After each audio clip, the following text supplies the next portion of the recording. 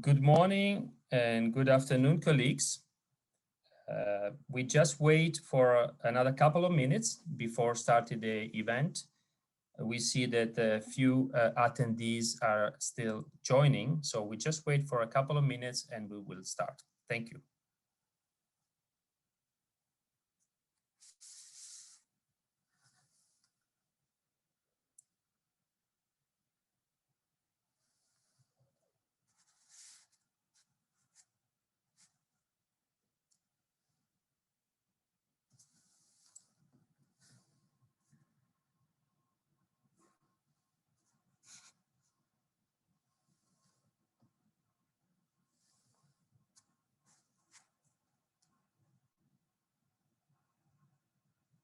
Once again, good morning, good afternoon, or even good evening, depending where you are.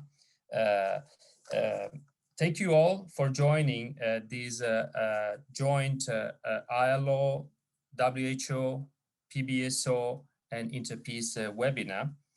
We are here today to introduce and discuss some of the key recommendations of the joint paper titled From Crisis to Opportunity for Sustainable Peace, addressing interactions between health, employment, and peace-building challenges in times of COVID-19.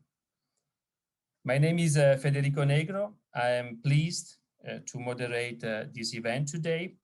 I am the head of the ILO unit dealing with the coordination support for peace and resilience. Before starting, let me just provide some logistic information. For your information, the webinar is going to be recorded. It is in English only. However, after the event, you will be able to see the recording on the ILO website with French and Spanish subtitle. If you want to ask questions, please use the Q&A function. You may ask it in English, French, or Spanish. Due to the time limitation, we will select some of the questions to be answered by the panelists after their presentation. Please send the questions as soon as you have them. This will allow us to process them.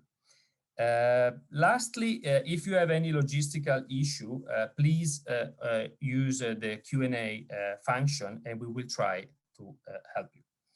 Now, before introducing our distinguished panelists, allow me to very briefly introduce the webinar. We are all witnessing every day that besides the greatest health emergency of our time, COVID-19 is a multidimensional crisis that also, unfortunately, threatens peace and stability in all countries. But even more so, in those countries which were already in crisis before the COVID-19 crisis.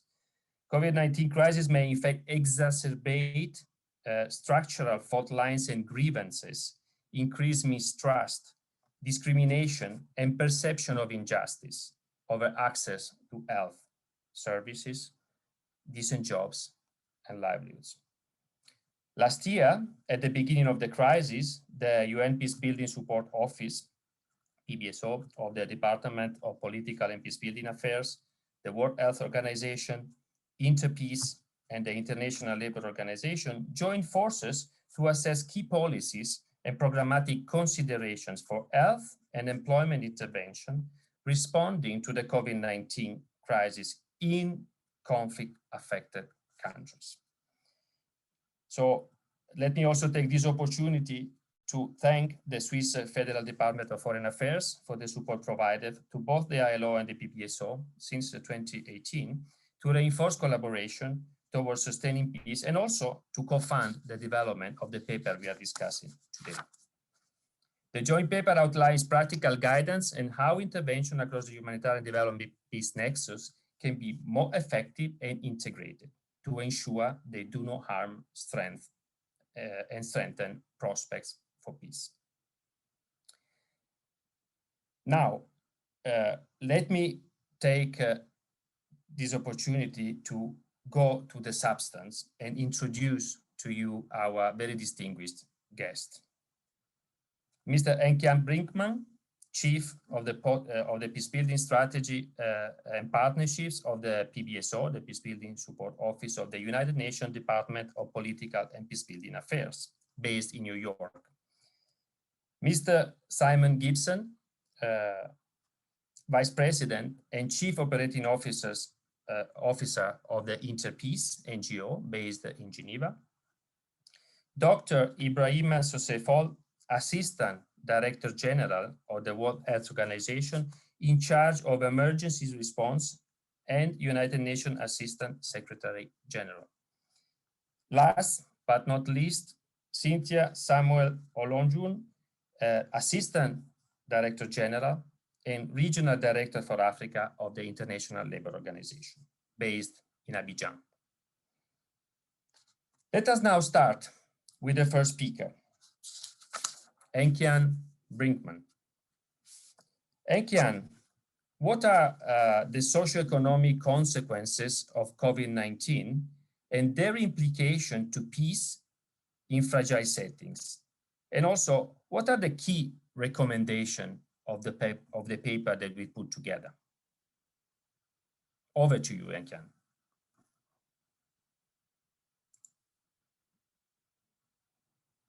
Please. Yeah, thank you so much, Federico, and so happy to join this panel with such a distinguished colleagues joining this panel.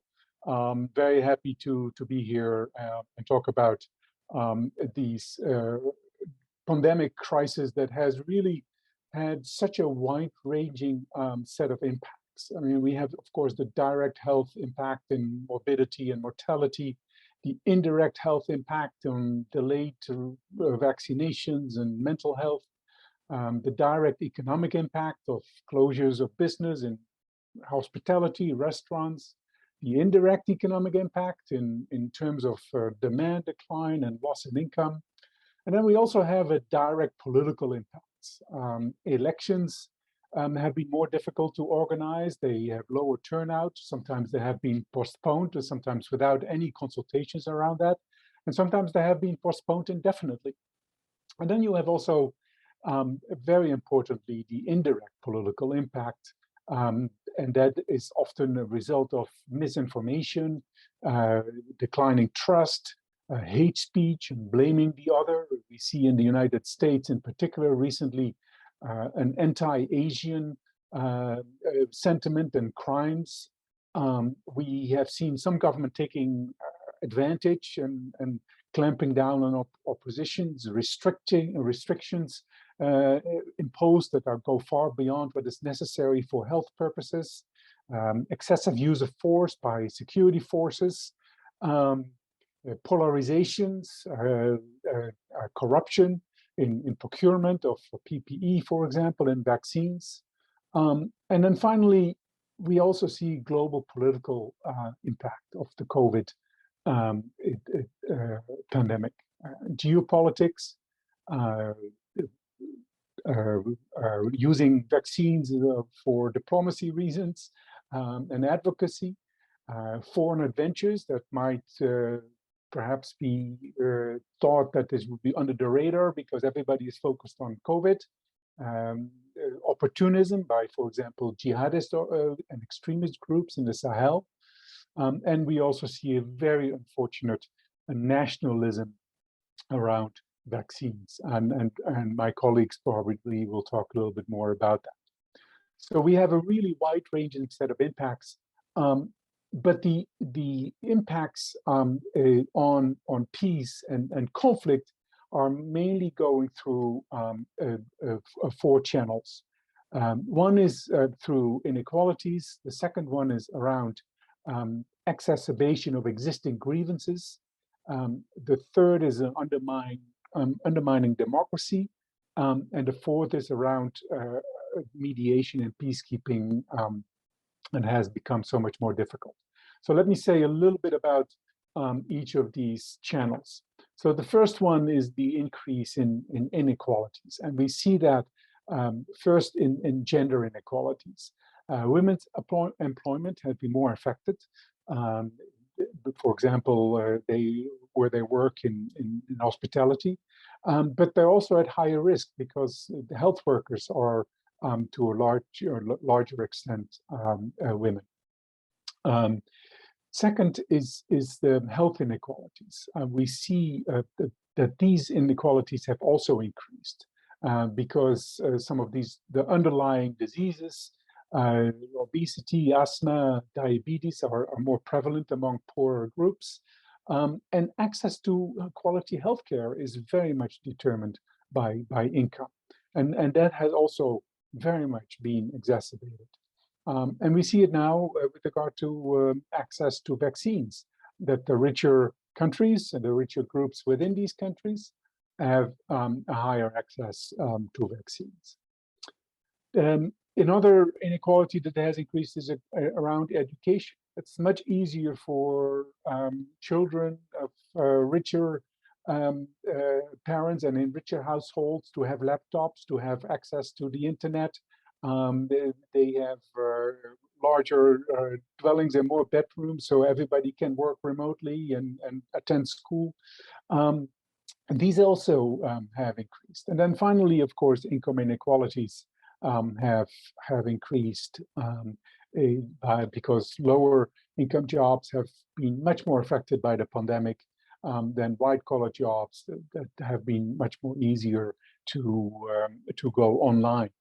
And there's one statistics that maybe stand out is that the 2,200 billionaires have become have richer by almost $2 trillion during 2020.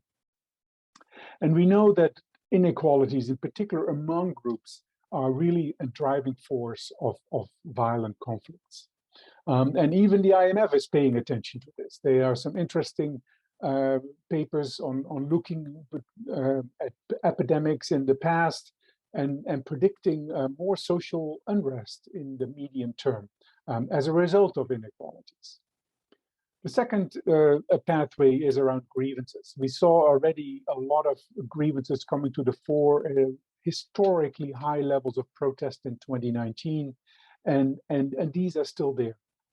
Some of these protests declined in early 2020, but they have reemerged. Protests including against lockdowns and curfews, but still the old reasons that came to the fore in 2019 about lack of trust in institutions, perception of poor governance, corruption, that all has been exacerbated again. Democracy have been undermined by polarization, decline in trust, and in general, decline in social cohesion. And then finally, the work of diplomats and mediation is very much dependent on personal contact. And that has become more difficult within the UN as well. So maybe to go quickly to a few of the recommendations that you asked me to touch upon. First of all, we need to start with a joint understanding of what the issues are with regard to healthcare systems, with regard to healthcare, with regard to livelihoods, with regard to peace and conflict dynamics. If we have a multidimensional crisis, we also need a multidimensional response. And that's why this paper and a collaboration with ILO and WHO and Interpeace has been so important. There maybe are three important theory of changes that are so relevant for these kind of multidimensional approaches. One is what we call the contact theory. If you are in touch with more and different groups than the one you belong to or identify with, it increases understanding, it increases empathy, and it increases trust among these groups. The second one is around grievances and inequalities that I already mentioned. If we can, through our interventions, address some of these grievances and inequalities, that can really change the perception around inclusion and signal the intent of really being taken seriously through permanent grievance and dialogue mechanisms. And then finally, the opportunity costs is affected. If we have short-term employment programs, for example, the cost of joining in violence is much higher. So those are the kinds of theory of changes that are so important. So my colleagues will talk about some of the employment programs that have created positive impact on peace. Some of the social dialogue, including between employers and workers' organizations, and through existing dialogue platforms, have created more peace building outcomes. The training and creation of skills among workers, including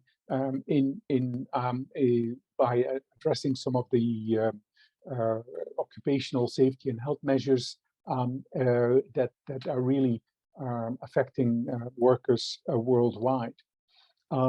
Supporting local and small enterprises, cash transfers in a conflict-sensitive manner, and reinforcing social protection systems that really sent the signal that these are accessible to everyone, irrespective of your identity.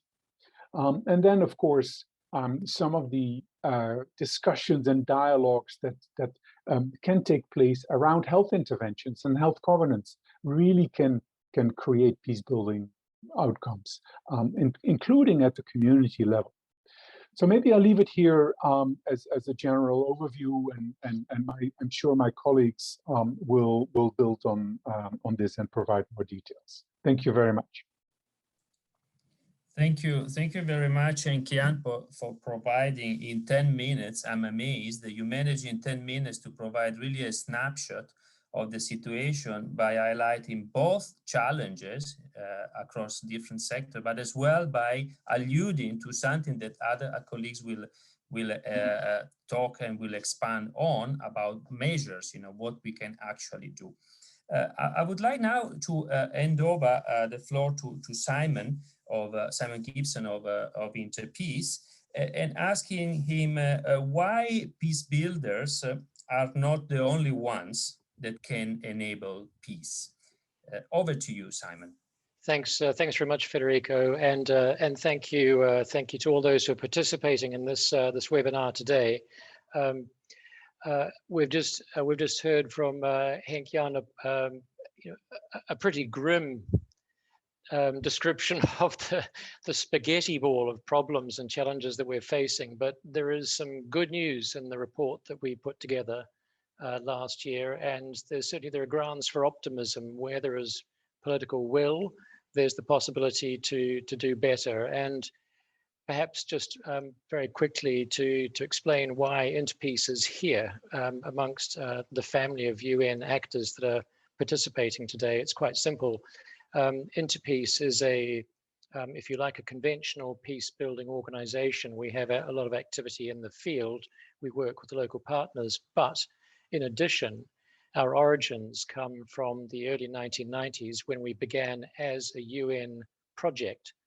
And we began because the UN system and its member states were wrestling with the challenges of Sarajevo, of Mogadishu, of Kigali, and were looking for thought leadership on fresh ways to address the great security challenges and humanitarian disasters of the time. And so we began as a project, and to this day we have the UN Secretary General's representative on our board. So we're very much from the UN system, and we seek to help the UN system to sharpen and improve the quality of its peace building. So that's why I'm here. That's why we are here, and it's why we contributed to this very, very important piece of work, and to the signposts it offers for ways to address the challenges of the now and the challenges of the future. The question about why peace builders are not the only ones is to address these sorts of issues is quite simple for us. It's a question about silos. Why should peace builders be the only ones that address peace? And the answer is we cannot and should not be the only ones, any more than any other specialized agency should be the only one addressing its particular mandate. There has to be collaboration. And in particular, if we look at the struggles that we've all faced with COVID in the last year or so, which led to this report, and the recognition that it's a multidimensional struggle. And if we look at the challenges we continue to have in trying to address the SDGs, it's because we continue to try and address these challenges so much within our silos in accordance with our own mandates without finding the ways to knit ourselves together in a more comprehensive, collaborative whole. And that's exacerbated by some of the terminology that we tend to use, which is almost a way of recusing ourselves from the responsibility of looking at the challenges in a more multidisciplinary way.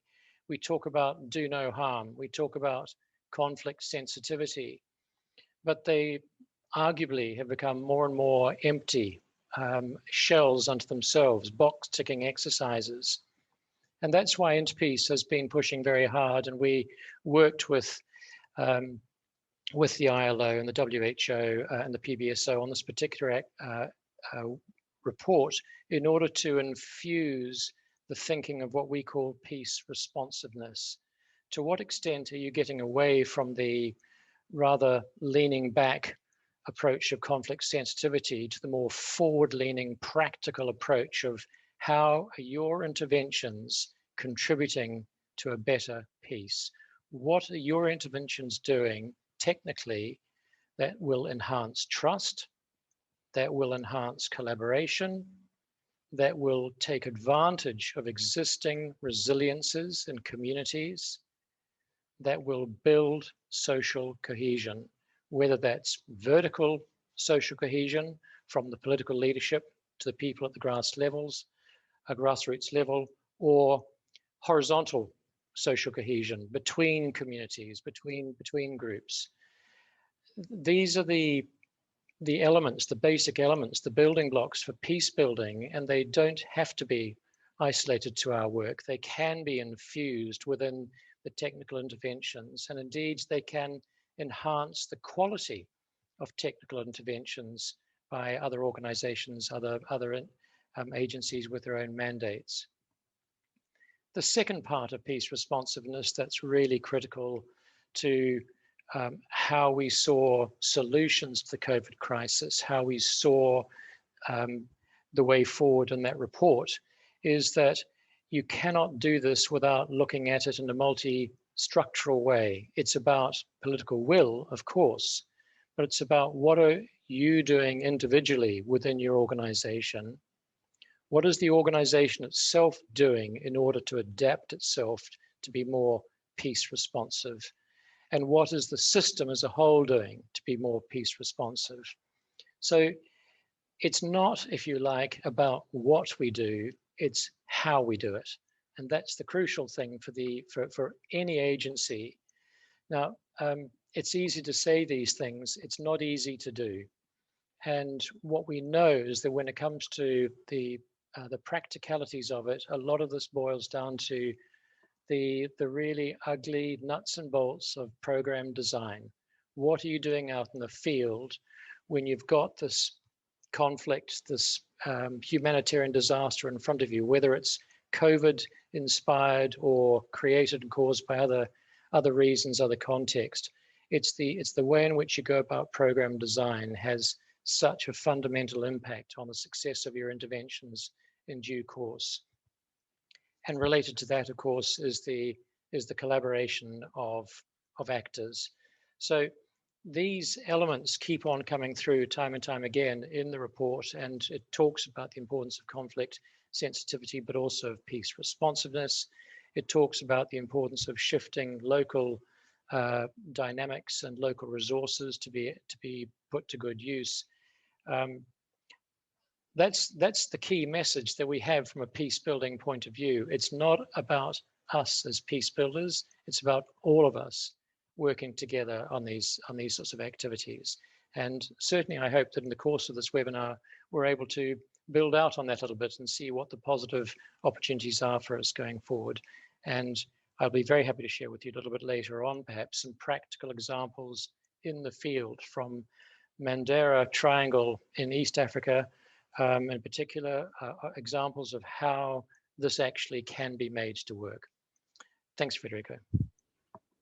Thank you. Thank you very much, Simon. Both WHO and ILO are very much benefiting of the collaboration with Interpeace to become what you mentioned, more peace responsiveness. So first and foremost, conflict sensitivity, but even doing the extra step to become peace responsive and contributing to peace in the humanitarian and development peace nexus from our own perspective, from our added value.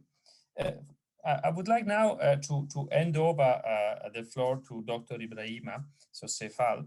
And I ask you this question: why the COVID-19 response should be conflict sensitive and contribute to peace?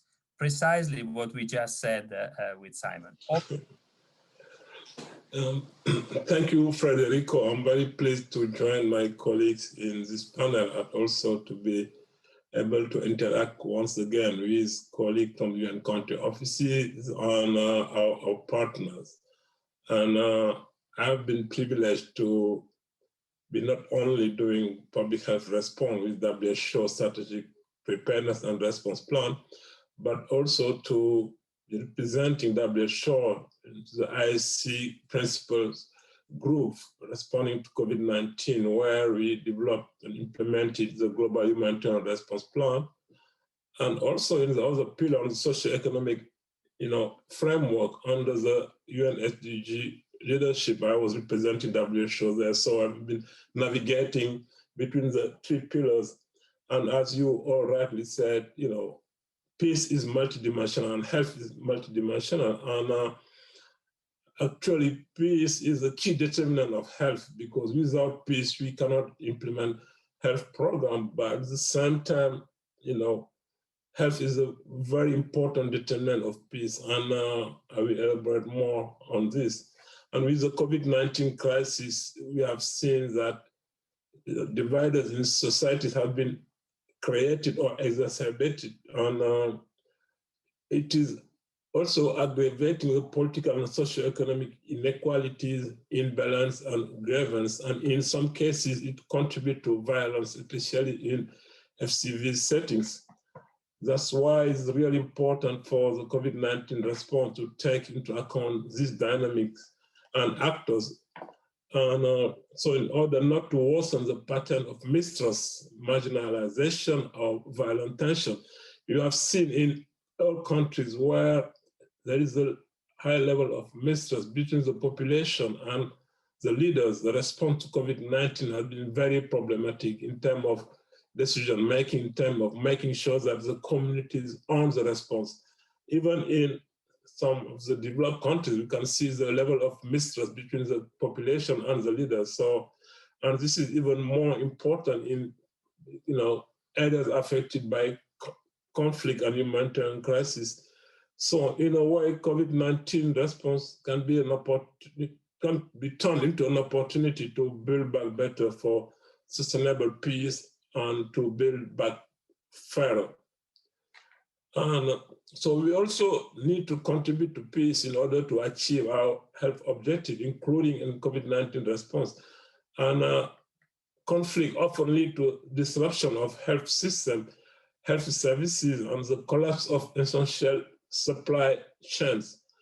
And also the breakdown of social and economic system. And we have seen in many situations, health workers migrating or leaving the country because of security situation. And we have seen also a number of attacks on healthcare and health workers, leading to more disruption of health services and the increase of both epidemics and starvation. And that's why Dr. Tedros, WHO DGs always say you cannot have health without peace, and there is no peace without health. So practically speaking, conflict sensitive and peace responsive COVID-19 response require ensuring equitable and transparent access to verified information, but also health services and supply, the fair equitable distribution of vaccine, I think is a good example of what we are seeing right now in terms of inequity, and we need to act on those inequity if you want really to continue building peace in specific areas. And we need to really make sure that we are building trust to maintain peace and preventing violence at local, national, and international levels. It also requires preventing the instrumentalization or the perception of instrumentalization of COVID-19 response for political purposes. It was very difficult, to convince some countries to include vulnerable population like migrant refugees into their vaccination plan, for example. And so fighting misinformation is another thing we also need to take into account, and also to counter stigmatization of COVID-19 affected people or minority groups. We have seen in many situations that in Latin America, in North America, that some of the minority group or local population are very affected by COVID-19. It's also essential to engage national, local actors and communities in an inclusive manner when designing and implementing response measures, because you cannot wait until the implementation phase to try to engage local actors. They need to be part of the plan. They need to own the public health response. So this inclusive dialogue can be used to reinforce trust between the population and the state. And health is often viewed as a common good from all sides of a conflict, and health actors and intervention are often seen as neutral and credible. This allows health initiative to serve as starting point for bringing people together, including parties to a conflict, as they work towards mutual beneficial objectives. So to conclude, I think COVID-19 outbreak has underscored the centrality of health in society, as well as the centrality of health as a trigger of conflict, as well as the capacity of health programs to contribute to peace.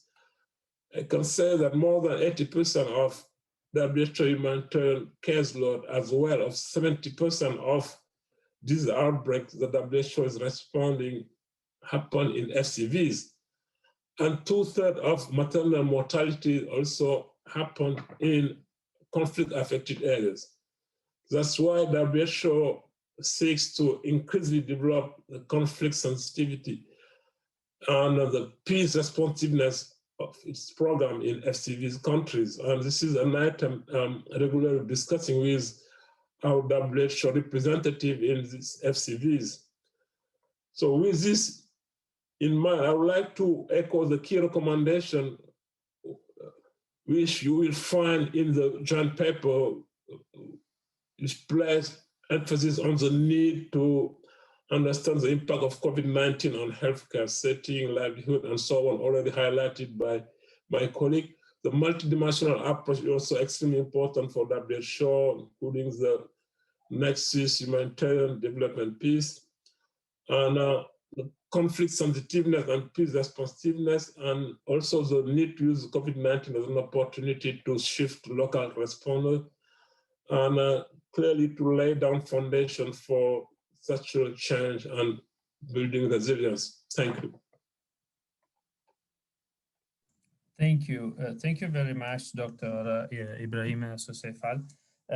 I think it's very important what you said, that countries or FCVs and countries in situations of fragility, conflict, violence needs a special attention, and that the conflict sensitivity aspect of what we do is very relevant for our program, but also for the policy of health that they are put in place. And definitely also let me take this opportunity to thank the WHO as a UN official for the great work that you're doing facing this gigantic challenge that we all have, that we are all living. So thank you very much for Now it's with immense pleasure that I'm handing the floor to our Director for Africa and Assistant Director General, Madame Cynthia.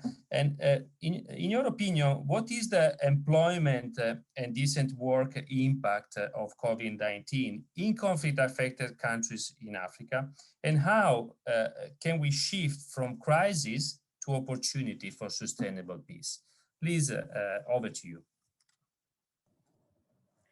Thank you very much, Frederico, Mr. Moderator. It's wonderful to be with this panel of very distinguished gentlemen to talk about this very important issue.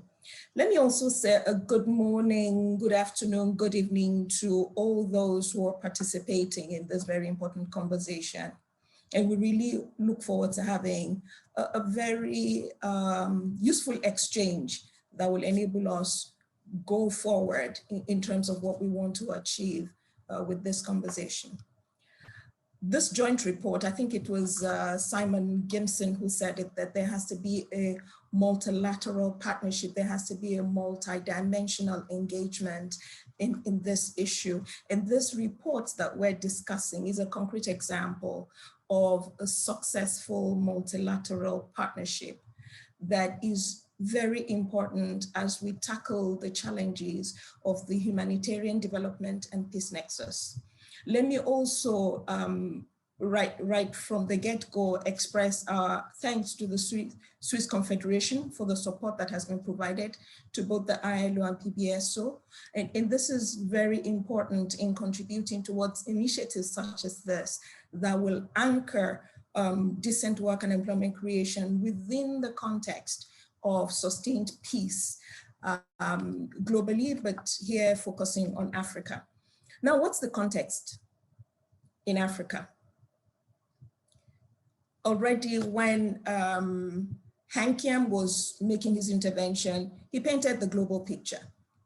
But looking at Africa specifically, we found that just as there has been an impact, a negative impact on the economies and labor markets globally, in Africa, this has been the same. It's really had a very, very serious and negative impact on our labor markets.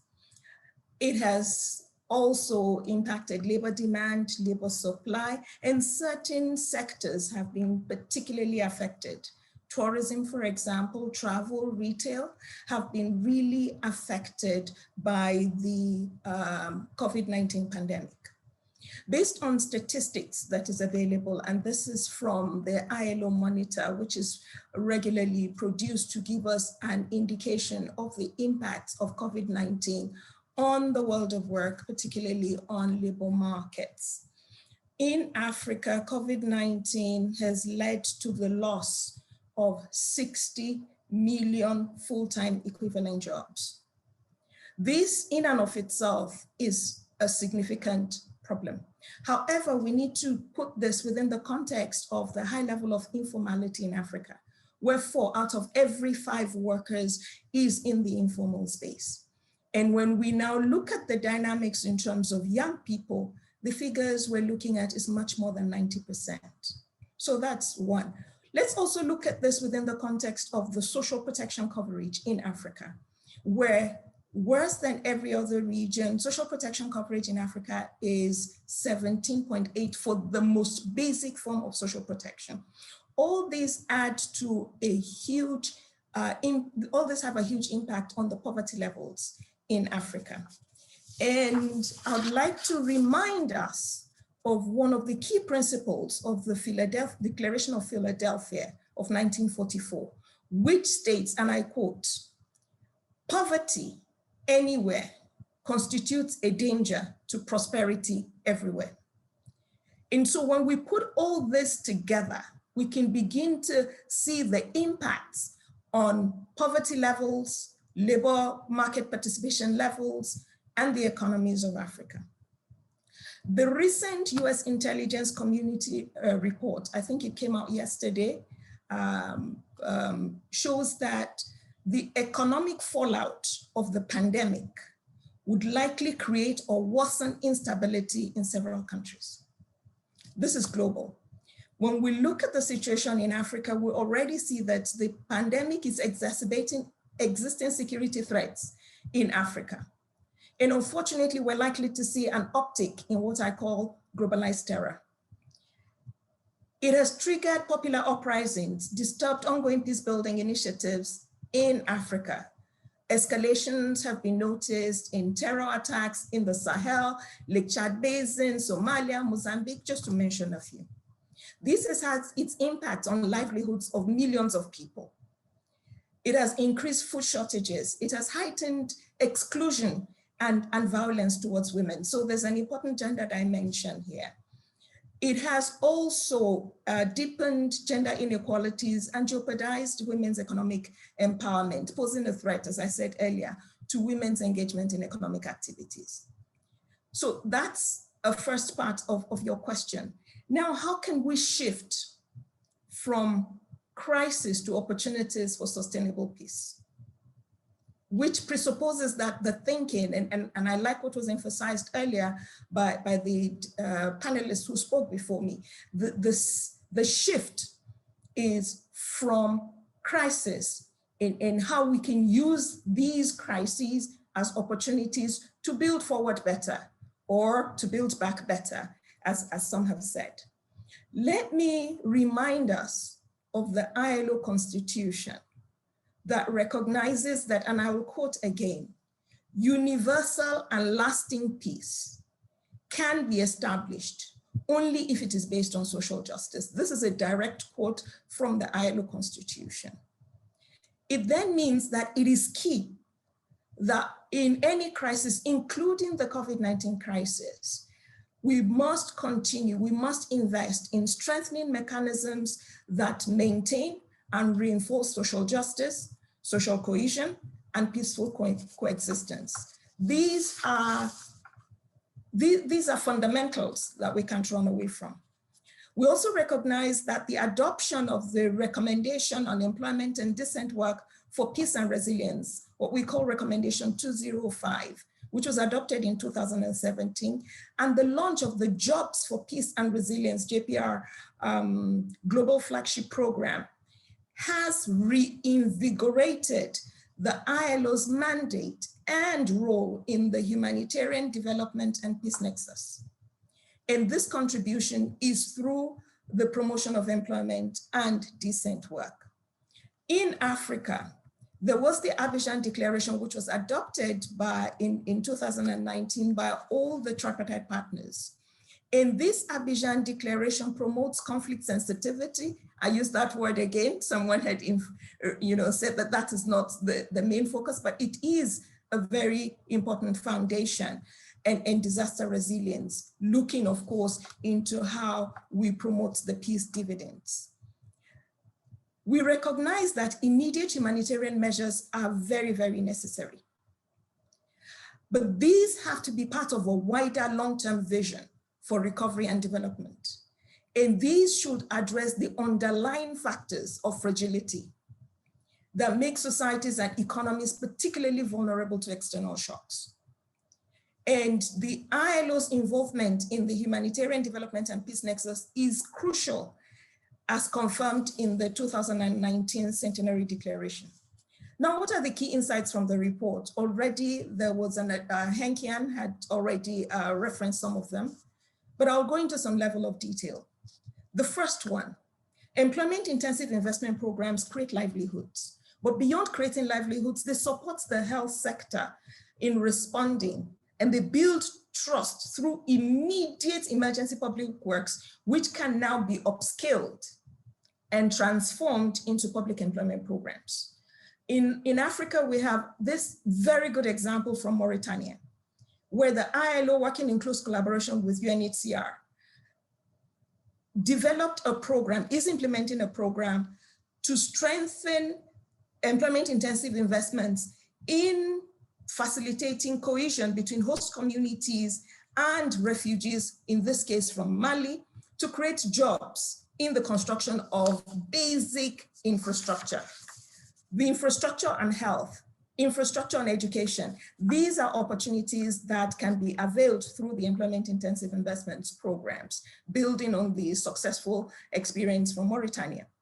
Developing the skills of workers, particularly those in the health sector. We recognize that skills development enhances the employability of these workers. However, peace building skills can also be integrated into such interventions. Third, supporting small scale enterprises and ensuring that business continuity is availed. We know that, and this was indicated by one of the panelists who spoke earlier, we know that the supply chains, global supply chains have been interrupted by the pandemic. And so support to small scale firms to be able to produce essential equipment, which they can no longer import, is very vital. And for Africa, this is particularly important within the context of the ACFTA. The fourth one, and this is on emergency cash transfers. It's important to promote emergency cash transfers, but they have to be done in a conflict-sensitive manner, which also reinforces the social protection systems. This is vital. Social protection schemes need to be reformed so that their coverage is enhanced. As I said earlier, social protection coverage in Africa is really, really low. And one of the strategies that we have in the continent is to accelerate the coverage so that by 2025, we will have a minimum of 40%. However, it's important to use this emergency cash transfers, not only for the immediate needs, but to facilitate the establishment and the strengthening of social protection systems in a way that will be sustainable. Not only is this good for inclusion, and that was referenced earlier, but it also helps in building resilience. We have a good example of such a program in Mozambique, where the ILO, working closely with WFP and UNICEF and the World Bank and other stakeholders, are working to use this emergency cash transfers as an opportunity to build sustainable social protection systems. Fifth, and this is the issue of social dialogue. The promotion of social dialogue and the very critical role of private sector and the organizations of employers and workers is very, very critical, not just within the context of COVID-19, but within the context of any crisis. And in doing so, we need to strengthen social dialogue institutions. And these social dialogue institutions will be very effective tools for enhanced labor market governance, but they're also very good tools for conflict resolution. Workers and employers organizations can bring in what we call their trust capital. They'll bring in their networks, their convening power to facilitate crisis response. They can bring their constituents to engage beyond the conflict lines that exist in many countries. This is also important within the context of the UN reform. And as I wind down, what next? Three key things. First, it's very, very important that the international community and all stakeholders should not forget that even in these difficult times, the countries that are affected by conflict and fragility need more attention. In fact, they need more attention now than they did before.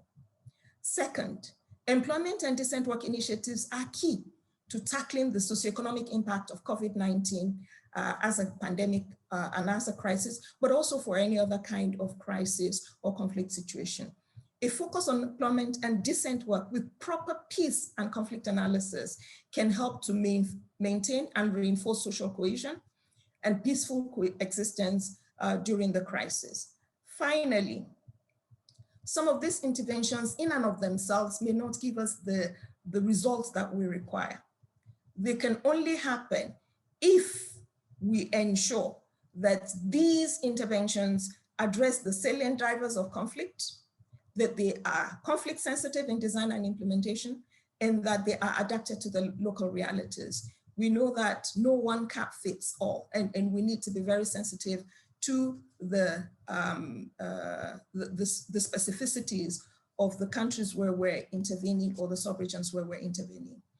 In the absence of a conflict-sensitive approach to COVID-19 or any other crisis, the international community response could actually exacerbate the conflict risk rather than using it as an opportunity to build back better. I'll stop here, Mr. Moderator. Thank you very much. So keeping in mind this opportunity that we have in front of us. The etymological origin of the word crisis embeds both the challenge and the opportunity that brings. So definitely building back or forward better, especially for those countries that have been in crisis before the crisis and they need it the most, because the impact on all those fragility factors that Henk-Jan alluded to earlier have been exacerbated. So thank you very much for this first round of presentations. What I would like to do now is to take all our attendees into some polls. We have a few questions that we provided for you. Let me just say that we had over 200 attendees registered and around 100 people simultaneously attending. And these are colleagues from RCOs, from UNCTs, from the PBSO, ILO, WHO, ILO, tripartite constituents, CSO, policymakers, all working on or for fragile situations. So we thank you all for being here today. And I'm asking my colleague to propose the first question. You will see a question. You have up to 3 answers. Please click using your mouse. The first question is about root causes of conflict and that can be exacerbated by the COVID-19. So which one, in your opinion, are the first 3 that they risk of being more exacerbated? Unemployment, lack of respect of basic human rights, including ILS, International Labour Standards, or basic health protection coverage, social dialogue and participation, participatory approach, social exclusion or inequality, or the lack or unfair access to vaccine. Which one, in your opinion, are the first 3? Of course, this is not, we do not have a right answer because it comes also very much from the perspective we are working on, but it is just to highlight a little bit and let you attendees express your opinion. Can I ask at this point my colleague to share the result? So as you can see, that it's kind of,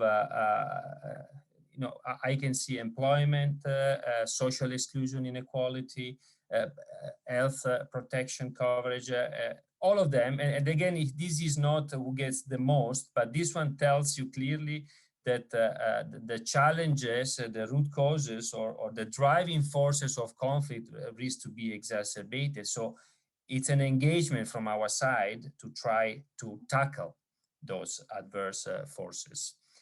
Let's go to the second question now, please. And this is asking you to indicate what is, in your opinion, is the most severe impact of COVID-19. We have maximum 3 answers as well. So direct health consequence or indirect health consequences. Same as direct jobs and indirect consequences. As well as earlier on, Henk-Jan mentioned misinformation and hate speech, but also nationalism, including around access to the vaccine. What are the possible impact? Again, pick 3. Even though, again, they are all relevant, of course, and important, and we are not doing a competition here today. Colleagues, please show the result. And as you can see, this is very interesting because we can clearly see that, again, depending on where we are or the way we see the situation, there are very important and different impact. And again, here, we are not covering all sectors because we can talk about education, we can talk about governance, we can talk about many things. So only by focusing on 2 sectors, decent work and health, we can see that it's really a very relevant impact and spread all over the different voices. We see here 77% on direct jobs, which is very relevant. Of course, maybe most of the or many of the attendees are working on employment and decent work, but thank you very much for these answers. And lastly, and we have another couple of questions. Please go to the next. Which COVID-19 measures, or the opposite, the lack of those measures, has been the most important sources of grievances in fragile settings, in your opinion? So lack of verified and transparent information on the disease and the consequences, lack of inclusive dialogue on what to do in creating those measures, or curfews or lockdowns that have been imposed by the government, ban of large gatherings, as well as closure of businesses or inequitable access to health services and supply. So sources of grievances that may ignite what Madam Cynthia was alluding to, extreme reaction up to the turmoil in some country. Thank you. Send us the answers, and we can see again a very differentiated kind of answers.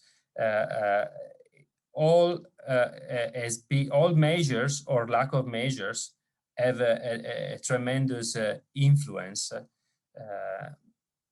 on the situation in fragile situations. So also this is a very interesting information, and I invite you soon in the second round that we will do to address some of those issues if you consider it relevant. Let's now move to the last question that we have for you today, which is what are the most relevant measures to promote social cohesion? So let's move to the positive, constructive aspect. What can we do?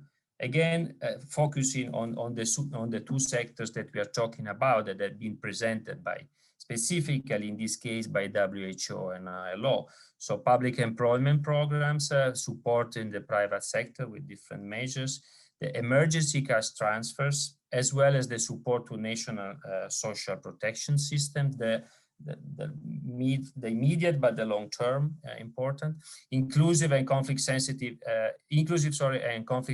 access to health services and vaccines, participatory and inclusive dialogue recovery, or increased collaboration and partnerships across society or others. So which one, again, in your opinion, the most relevant, the three most relevant?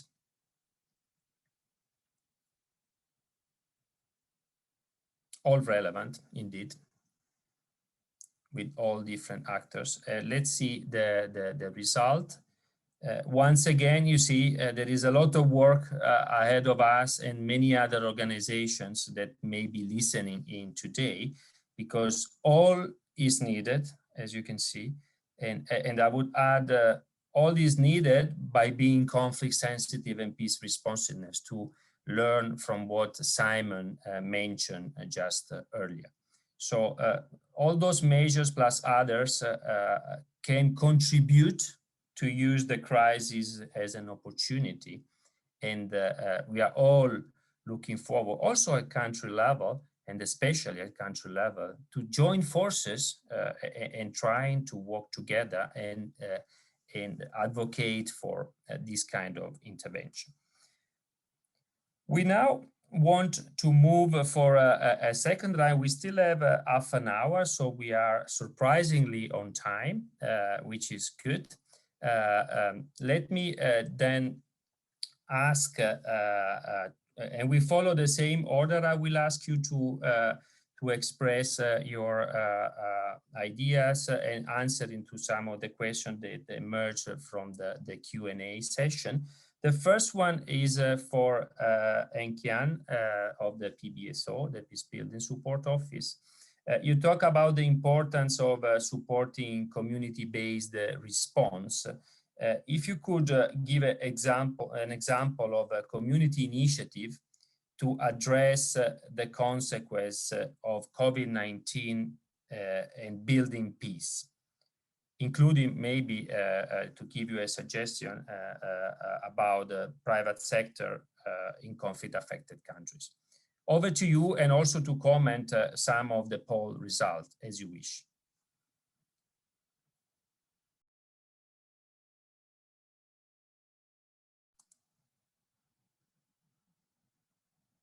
You should unmute.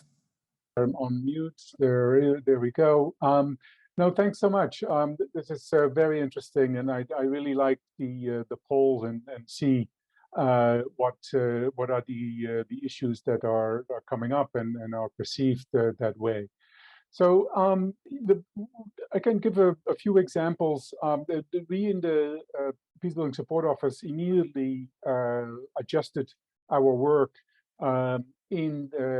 funded by the Peace Building Fund, partly by adapting current programs, but we also funded new initiatives, including around crisis management capacities, making sure that there are inclusive and equitable responses, indeed strengthening inter-community dialogues that build social cohesion, addressing hate speech and stigmatization and address trauma.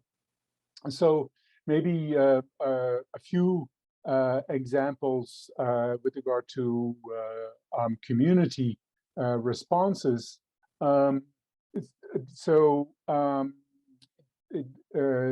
for example, in Yemen, we included marginalized and vulnerable populations of juvenile detention centers. They were provided with COVID protection and prevention items in collaboration with the ICRC. In Madagascar, we engaged communities to engage in crisis management and supported a new initiative that included coordination efforts between the local governments and the communities, and fostered transparent communication and dialogues to prevent potential conflict, and using COVID as the entry point to have these discussions. So it's a really important part of the work. The communities are the closest to the people. Communities know the best where the needs are and who the groups are that perhaps might be excluded from either health interventions or employment interventions. And so including the communities in the analysis, and Cynthia put a lot of emphasis on the importance of joint analysis, I think is really important. Just to give you one more example from Guatemala, where we also provided support to psychosocial services at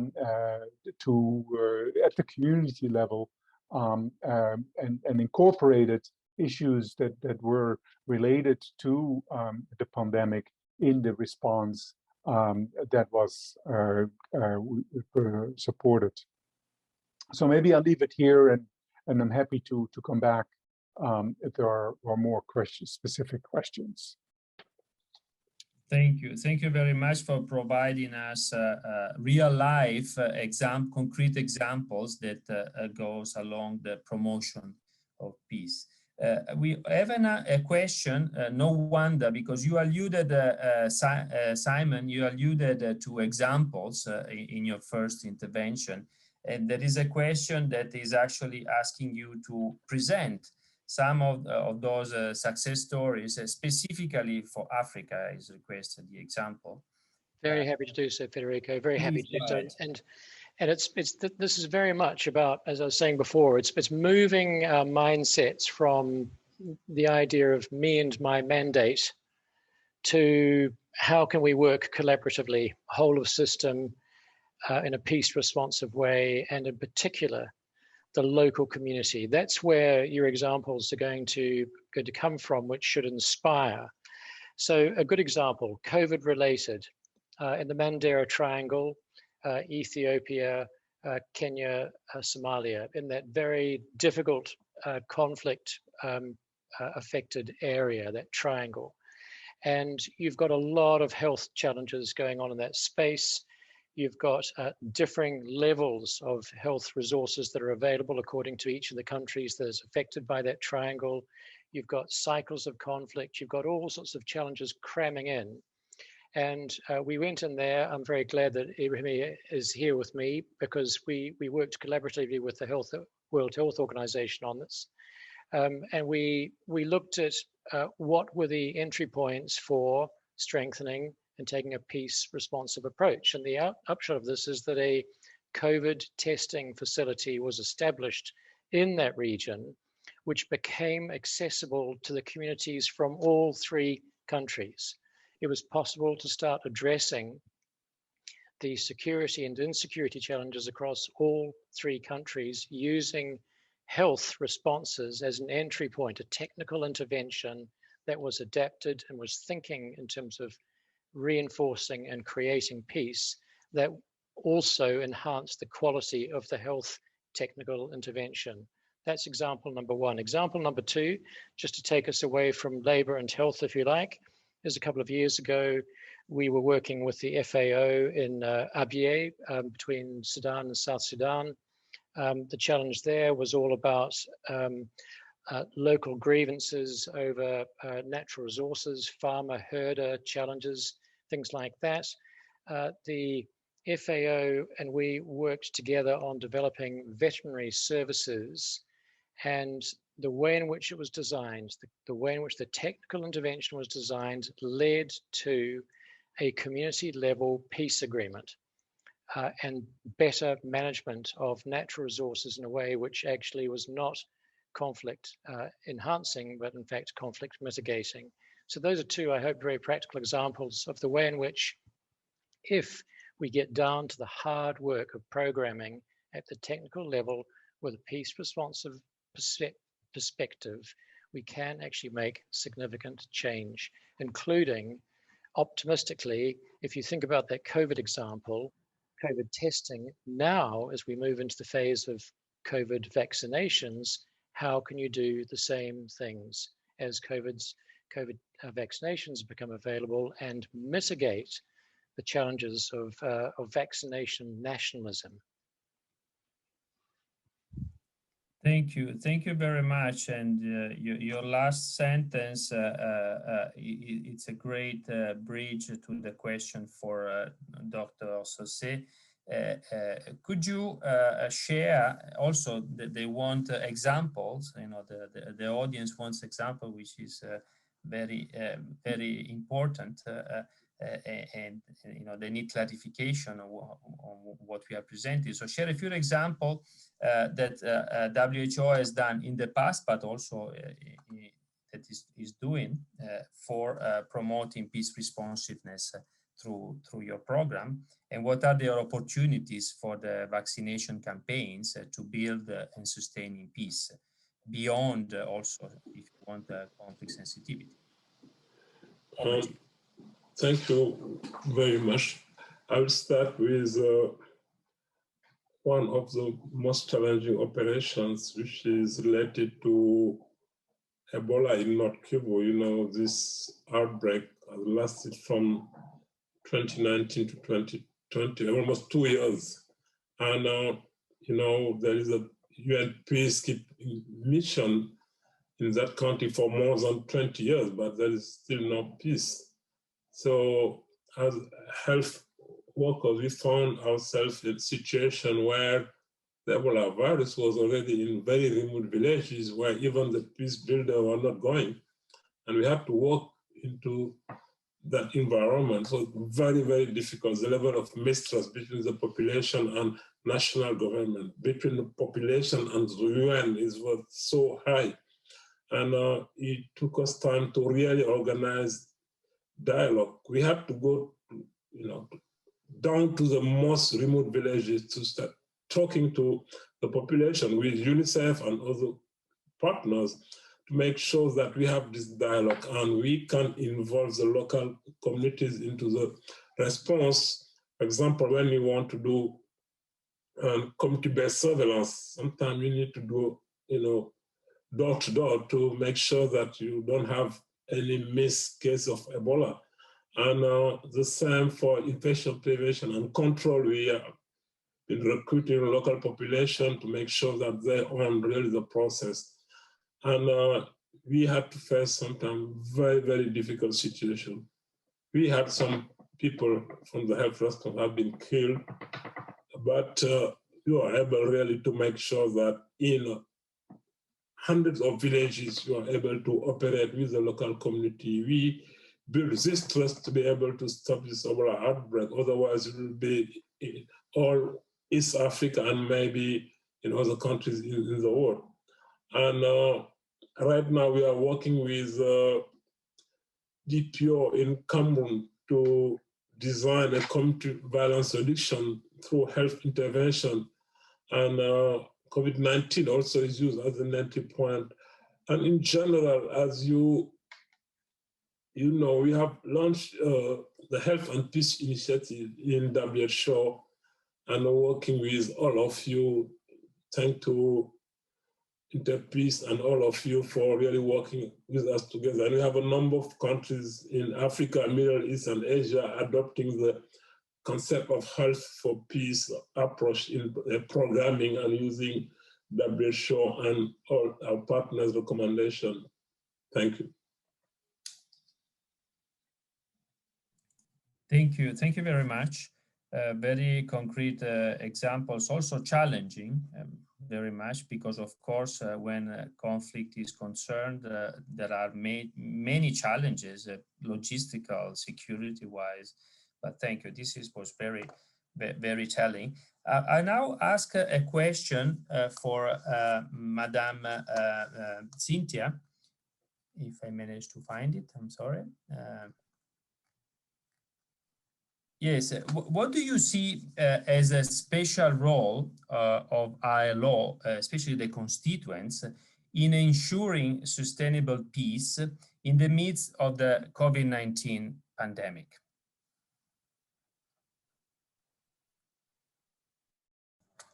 Thank you very much, Federico. Just to start with the 4 questions that were asked, it was quite insightful to see what was considered, the things that were considered to be higher level priorities, recognizing that there was none that was seen not to be an issue to be considered.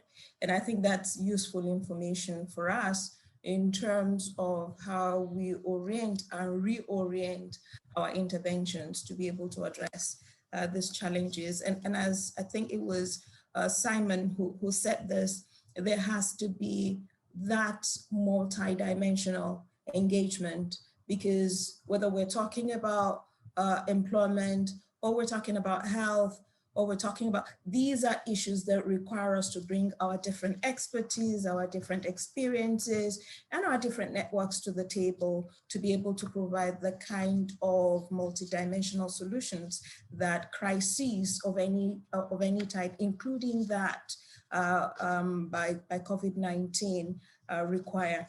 Now, specifically to the question on the role of ILO constituents in ensuring peace within the context of COVID, but I'll look at this even beyond COVID.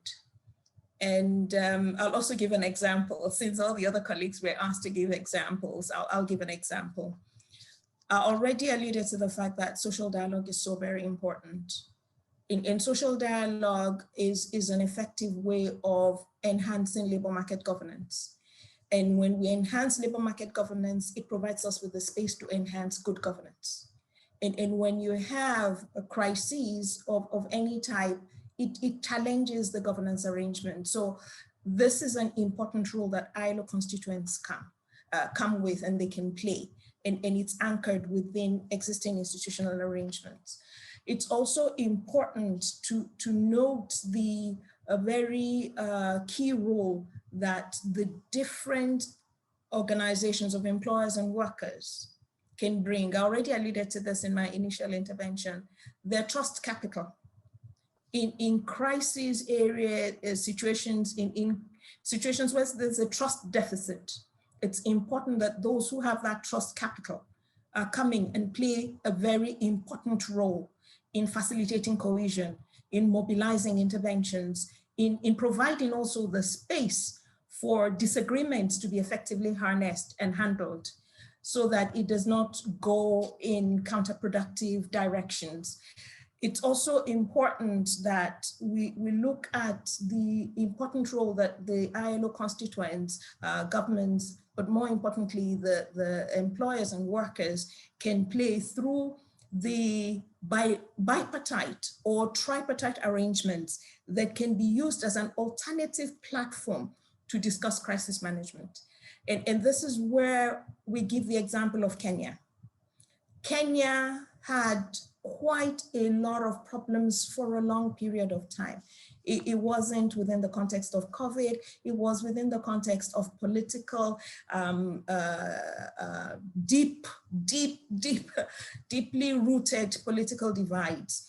And the KOTU, which is the trade union in Kenya, the main trade union in Kenya, as well as the Business Federation, that's Federation of Kenyan Employers, played a very, very important role in mitigating the impacts, but also in bringing to the table the key actors in a way that was effectively utilizing their trust capital and using the institutions that were available primarily for social dialogue within the context of the world of work, but it provided the space for discussions beyond that. And as I end, I think it was my colleague from WHO, Ibrahima, who indicated that there is no health without peace, and that there is no peace without health. I will move beyond that and say, as was indicated, peace is everyone's business. We cannot have sustainable development without peace.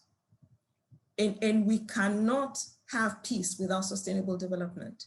And going back again to one of those principles, key principles of the Declaration of Philadelphia, and it's important to quote this, that if we do not address poverty everywhere, it is and will remain a threat to prosperity everywhere.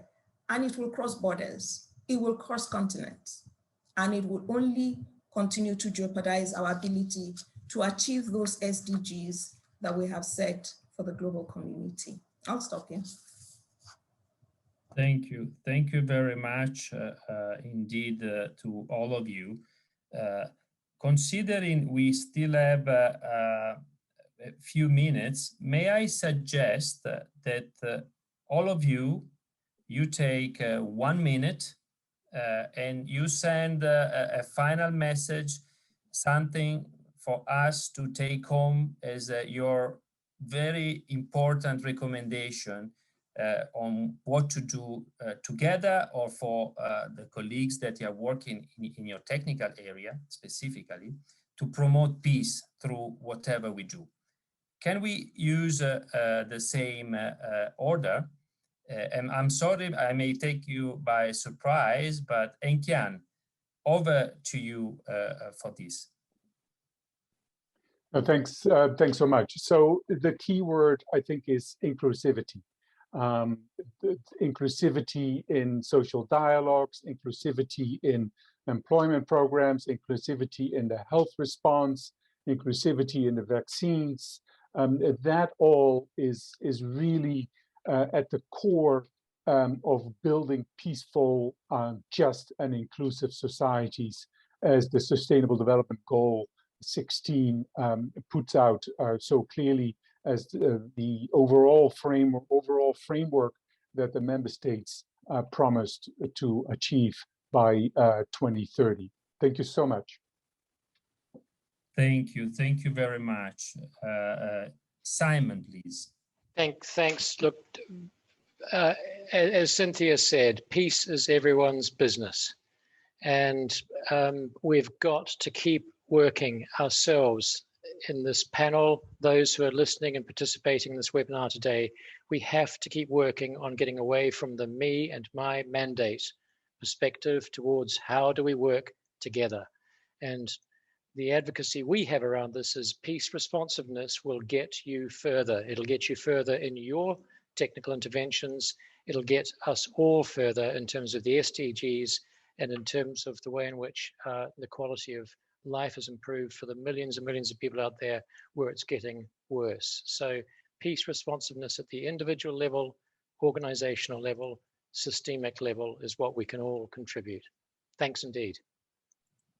Thank you very much, Simon. Dr. Ibrahima, over to you.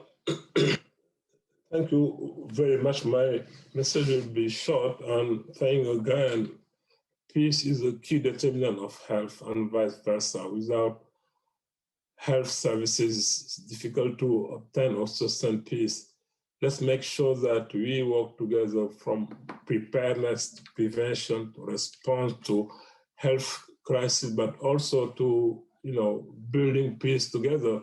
This comes back to the development, health and peace nexus. So this is something we need to do all the time, not only when we are in crisis. We need to be more preventive, more proactive in preventing conflict and health crisis. Thank you. Thank you very much. And as always, last but definitely not least, Madam Cynthia, Regional Director of the ILO for Africa. Thank you very much. When Hank Yan made his comment, I'm like, he took my word, inclusiveness. I really wanted to focus on that. But and so I totally support what he said. I'll look at it from a slightly different perspective, but still anchored on inclusiveness.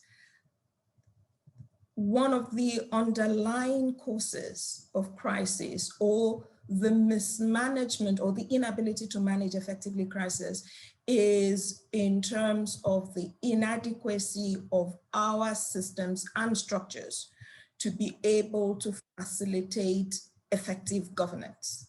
Once that is threatened, then it makes even the ability to respond a challenge, and it could be a driver of crisis in different forms. So it's very important that all those issues that make for exclusion, all those issues that make for the disconnection, as it were, of the citizenry from the larger agenda of development should be addressed.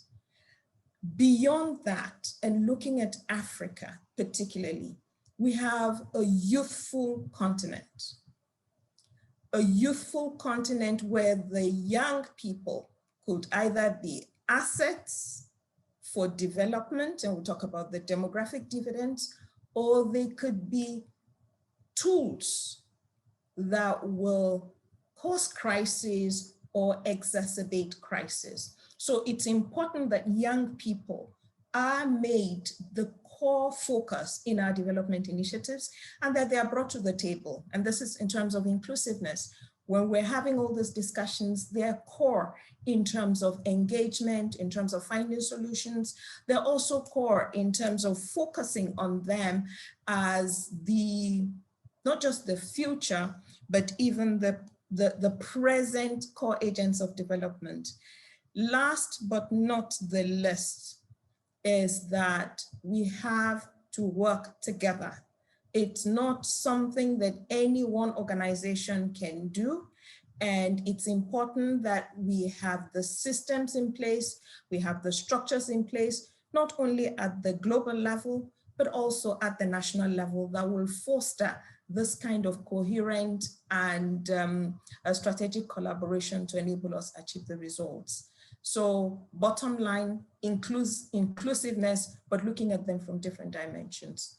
And thanks to all the panelists. It's really been a very, very rich conversation, and thanks to all those who asked questions. Thank you. Thank you very much to the four of you. Indeed, this was really, really amazing, an amazing experience for me as well, I have to say. So I thank you genuinely about that. So we come to the end of the event today, and thank you for sharing your experiences. Thank you for the attendees for asking questions, participating, and voting at the polls. You know, as you distinguished speaker highlighted, and I have to say in such an eloquent way that I cannot repeat now what you said, but definitely it's very clear that conflict sensitivity and sustaining peace are more than ever critical, including in the response to the COVID-19 crisis, and that countries affected by conflict and fragility need our attention even more than before the pandemic. So taking these messages home and through our sector, through our engagement, trying to contribute to diminish those challenges. Finally, I would also like to highlight the opportunity to strengthen the collaboration such as this one, leveraging positive change and demonstrating really how various sectors such as health and decent work can work together towards collective goals and outcomes that make a concrete contribution in the humanitarian development peace nexus. So thank you very much again, and looking forward to work together on the common purpose of sustaining peace. Have a good afternoon, have a good evening, everybody. Thank you for being here.